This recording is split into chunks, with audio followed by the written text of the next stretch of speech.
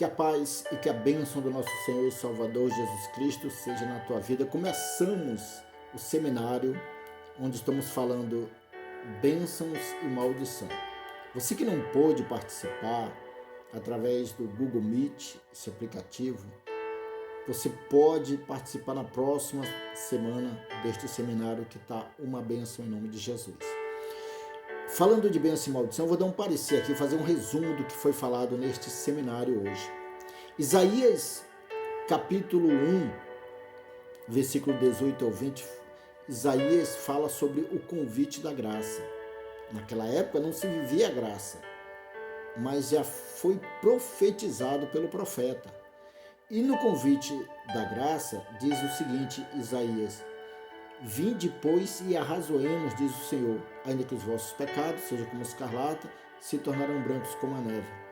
Ainda que vermelho como o carmesim, se tornarão como a branca lã. Se quiserdes me ouvirdes, comereis o melhor da terra. Se fordes recusado e rebeldes, sereis devorado à espada, porque a boca do Senhor o disse. Há uma condição que Deus está colocando ali. Primeiro, há um chamado e depois uma condição de você viver debaixo da bênção ou debaixo da maldição e ser devorado por esta maldição. E eu vou dar um exemplo aqui, como eu dei no seminário, de Saul. Sabe por que Saul se tornou um rei? Porque o povo desejou que ele se tornasse rei. Porque até aquele presente momento, quem era rei do povo era o próprio Deus. E o povo não tinha problema, porque Deus era rei. Tudo que Deus falava para o sacerdote falava para o povo cumpria e tudo ia muito bem. Mas quando o povo deixou de olhar para o rei Deus e foi olhar para os outros povos e viram que todos os povos tinham um homem rei, eles também desejaram. E aí eles consagraram, o próprio povo, não foi Deus, consagrou, colocou no poder Saul. E Saul, então, para ser aprovado por Deus, ele tinha que passar por uma prova. E nessa prova, Saul foi reprovado. Porque havia uma ordem dada pelo profeta, pelo sacerdote Samuel, que Saul esperasse 7 dias, não fizesse nada. Mas quando chegou os 7 dias, Saul, vendo que as pessoas estavam ficando dispersas, que os inimigos estavam atacando, ele pegou e sacrificou para Deus. Fez a oferta que era para sacrificar para Deus, porque todas as vezes que o povo ia para a guerra, se oferecia sacrifício a Deus e Deus dava vitória. Mas ali, meu querido, ali, minha querida, aconteceu o lamentável. Não era para Saul sacrificar. Sabe por quê? Porque Saul não era sacerdote, Saul era rei. E como rei, ele só poderia fazer aquele papel de rei.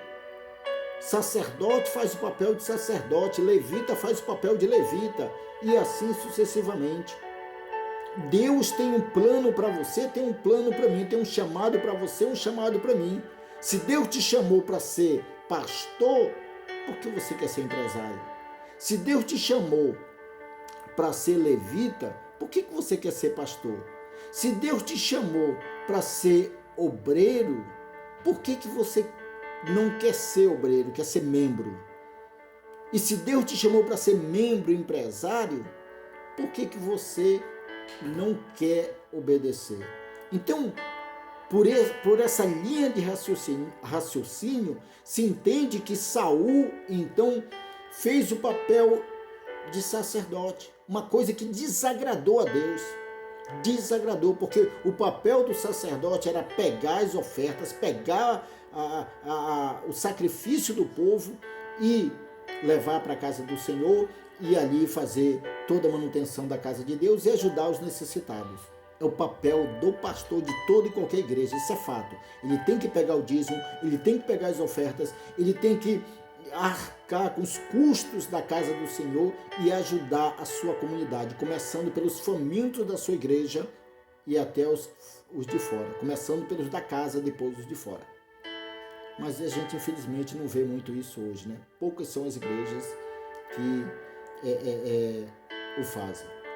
E uma coisa que você deve perguntar para Deus, ter relacionamento e perguntar: que posição Deus te quer na casa dele? Ele te quer como pastor, como levita, como obreiro, como membro, como empresário, como Deus te quer. Se você entender isso, você não vai viver debaixo de maldição, você vai viver debaixo de bênção.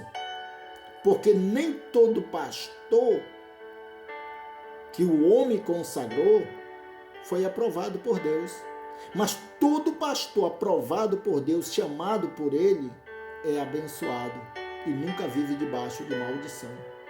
Você está compreendendo? Sim ou não? Pois é. Então descubra qual é o seu papel.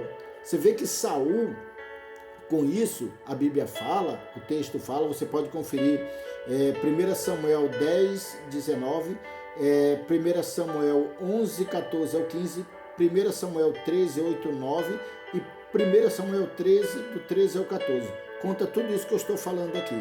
Você observe que depois disso, lamentavelmente,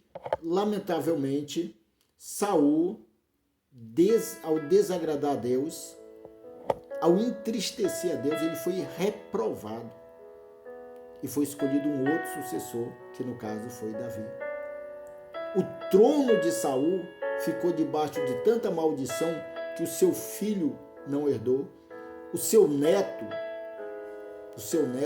não herdou. Ao contrário, o que o neto herdou foi que a carroça passou pelos pés, ele ficou aleijado dos pés. Ele teve que fugir para uma terra e passou fome, necessidade, mendigou. E o filho sucessor de Saul morreu, e Saul morreu à espada, como diz o texto lá de Isaías. Se recusardes, sereis devorado à espada.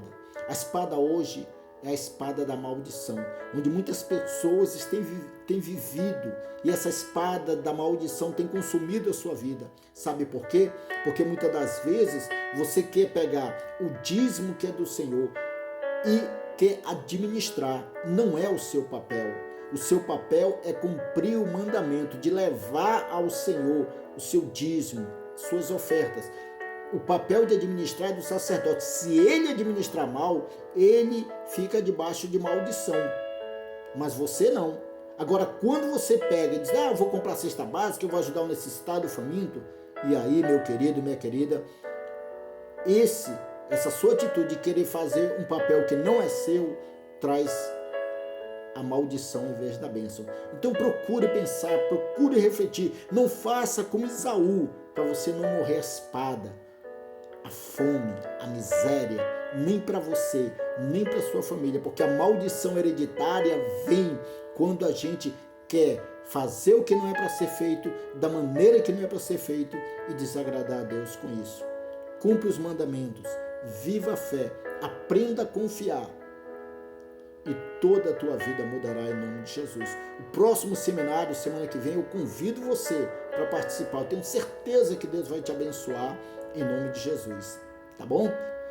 Quero fazer uma pequena oração. Santo Deus, eu profetizo na vida desse homem e dessa mulher, que o Senhor venha abençoar, que o Senhor venha prosperar, que o Senhor venha iluminar essa pessoa, Pai, para que ele e ela descubram, meu Pai, a posição que o Senhor quer desse homem e dessa mulher na sua casa, na sua presença. Essa pessoa, meu Pai, seja bem-sucedida e abençoado, vivendo debaixo da bênção e nunca da maldição. Seja a bênção em qualquer área da tua vida, seja em qualquer área. Esteja pronto a ouvir, a obedecer, a crer e a confiar, e tudo vai mudar, tá bom? Se você quiser ajudar a gente no evangelismo, na ação social humanitária que a gente tem uma vez por mês, levando roupa,